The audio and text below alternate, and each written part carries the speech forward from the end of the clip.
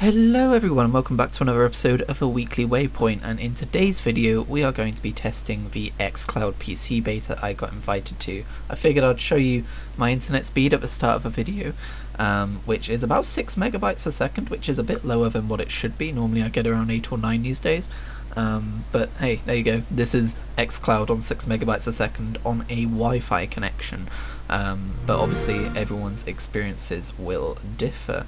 I wanted to show you me launching into it right from the start to give you an idea of how long it takes to get into a game of Forza 7. I think you'll be pretty pleased with it, but a few caveats. Please remember that this is being recorded on my PC with Shadowplay and then run through my video editing software and then run through YouTube's algorithm, or YouTube's processing I should say, so it's not going to look as good as it did when I was playing it natively. But I do just want to state that it did look pretty damn good. So far, the only issues I have with XCloud on PC is the minor bit of input lag, which I could probably fix by being on a wired connection, let's be perfectly honest. But there's a small amount of input lag, which makes turning a bit more difficult than it normally would be, because when you're turning in a driving game, you're doing like these minute little like touches of the analog stick, but when there's like that ever so slight delay to it, it just throws it off and makes it feel weird.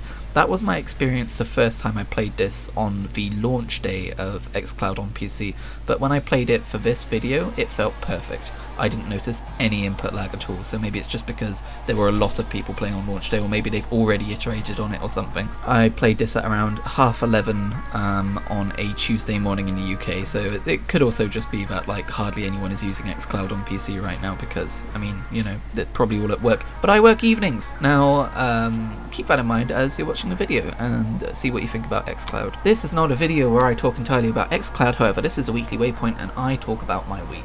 And well, you probably have a good idea of what I've been doing for my week if you've been following my channel for a week, because I've put out 3 volumes of Adventures in Eorzea. 3 or is it 4? So yeah, since we last spoke last week, I've spent a pretty large majority of my spare time in Final Fantasy XIV.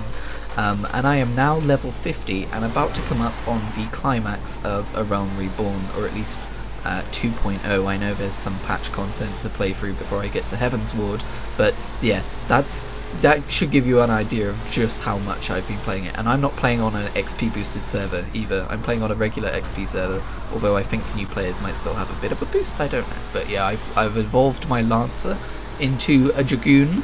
I've also taken up a bit of botany, a bit of carpentry, I've dabbled in archery, and I'm starting to level the Marauder class, which is a tank class, just so that me and Reese can do dungeons together, because he's going to level a Conjurer, because he's back in the game too.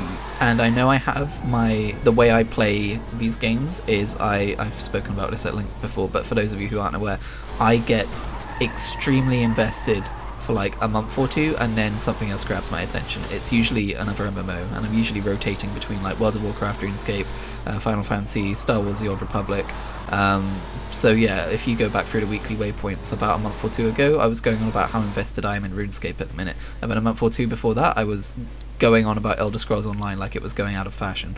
Sorry, I just realised I didn't cut this out. This is just me closing Discord because Reese started messaging me, and I hate having Discord boops in my videos because everyone else is going to think it's their Discords, so sorry about that. Not Reese's fault, obviously, I should have closed it ahead of time. But yeah, I'm not going to speak too soon because of the changeability of my own brain, but this really feels like I'm probably going to be playing Final Fantasy XIV for a little bit longer than a month or two. Don't quote me, but I just feel so invested in this game. Like I said last week, it really is like I'm playing World of Warcraft for the very first time again. And when I played World of Warcraft for the first time, I played it for like 6 months straight, so. But hey, who knows, I could be talking about how fun it is to play a bounty hunter in Star Wars The Old Republic in 2 months, who knows. I do not trust my attention span. I did trust it enough to buy the game, however, because you can't form a party, well, I didn't check if you could get invited to one, but I assume you can't get invited to a party either on a free trial account, so me and Reese wouldn't have been able to play and do dungeons together. And I was like, that's fine, because I over the last week, I've been thinking about, should I buy this game, and to get everything up to Shadowbringers, it's only 35 quid, and hell yeah, dude. I also really wanted to get that purchase out of the way so that I could attach a one-time password to my account, which you couldn't do until you purchased, which is kind of shitty that they're like that. But the quality of Final Fantasy XIV as a game does not match the quality of Final Fantasy's like customer service stuff. That stuff is all super outdated and archaic. Like seriously, just visit their online store. It's a website that looks like it came out of 2009. But I digress. I decided that yes, I'm playing this game enough to warrant upgrading to the full game, and I don't care if I'm going to have to pay monthly to continue playing the game after that, because it's good enough. I give it my seal of approval. Obviously I would prefer if it did not have a monthly sub, just like with World of Warcraft.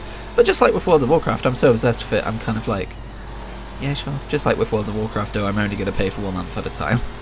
I've learned my lesson with attention span stuff. But yeah, I am deep in Final Fantasy XIV right now, and I am loving every goddamn second of it. My plan is to have Tamara Seraphon be my jack-of-all-trades character, so I want to get, and obviously this is going to take years, but I want to get every single class and job up to level 50 on him. Sorry, no, level 80 or 90 or whatever the cap is going to be by the time I get it done. I want him to be like my completionist character, my main character where I do everything on him. But that's not to say I don't want to have alternate main themed characters, like maybe I'll have like a Mikoti, I don't know how to pronounce their race, the cat people. Maybe I'll have a cat person who only does like magical like DPS, or maybe I'll have like one of those big dudes, Rizales or whatever they're called, and have him be only like tank melee class or something. I think it would still be cool to do that, but the way this game handles ults, I don't think there's really much incentive to make them, to be perfectly honest, because you would just have to do all the main scenario quests again, and you can just do all those alternate classes and jobs on your main account anyway, and you get XP boosts on doing alternate ones depending on how high your highest level is on another class. Plus, I just like the idea of having a character who is so ungodly skilled and powerful and talented that he is like the best at what he does at every single thing. Like, it sounds dumb as hell, and that's why I love that concept.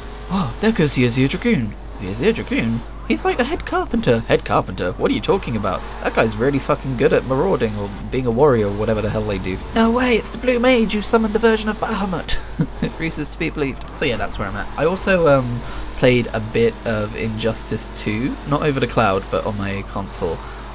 Because me and my friend have vague plans to play against each other, even though none of us knows how to play fighting games. Fighting games are a genre I would like to break into, because I like...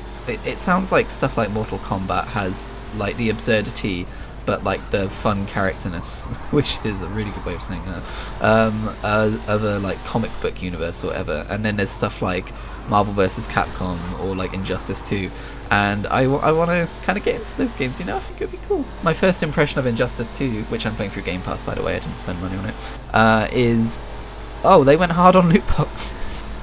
And I don't know if you can still buy loot boxes, but you get like gear in them which increases like your character's stats, which I would hope only applies to single player, but even then that's kind of not cool. I mean, if there's no way to buy them and you can just earn them through playing the game, I guess then they're just loot boxes, as in like what you get for winning missions and stuff. But I don't know, it feels kind of weird to have like a gearing system for a fighting game, but I don't play fighting games, so what the hell do I know? Either way, I've played a bit of Batman, who is like this Republican ass sounding, stuck up his ass, kind of a weird, horrible version of Batman that I don't like.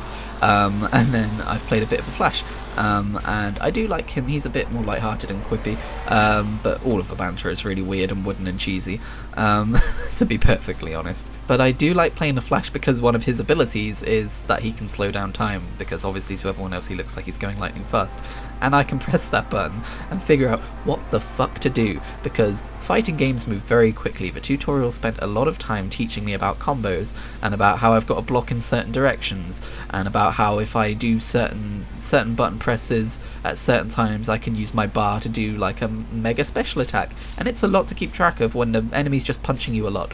It's like, oh, in the tutorial I was able to stand still and like do right down A and like do some kind of a combo move, and I would try that multiple times on an enemy that was standing still and finally pull it off. In heat of combat, when someone's rushing me and punching me in the face, I'm like, I don't know what I'm going to do. I'm just going to mash buttons and hope I just come across a combo. That's the kind of player I am at the minute. And no, I'm not dedicating myself to the cause of learning how to play a fighting game, but I do like the idea of getting at least a little bit decent at Injustice 2, because I'm not going to buy Super Smash Bros. Because that's 50 quid, but this is on Game Pass, so I don't have to pay anything more for it. So hey, maybe I'll get into a fighting game like this one. But I do wish they had more cosmetics. At the minute it looks like they just kind of have some lazy shaders and the occasional skin for 1 or 2 characters. Like, it's really boring. I was hoping it'd be more Overwatch levels, but without all of the loot box shenanigans. But hey, that's Injustice 2 for you. Thank you for watching this video. I didn't know how to end it, so I just browsed my car collection. I mostly just got given these cars. I haven't played much Forza. And I'm going to go play more Final Fantasy now, so thank you very much for watching, and I will see you in the next video. XCloud, pretty decent so far, who would have guessed?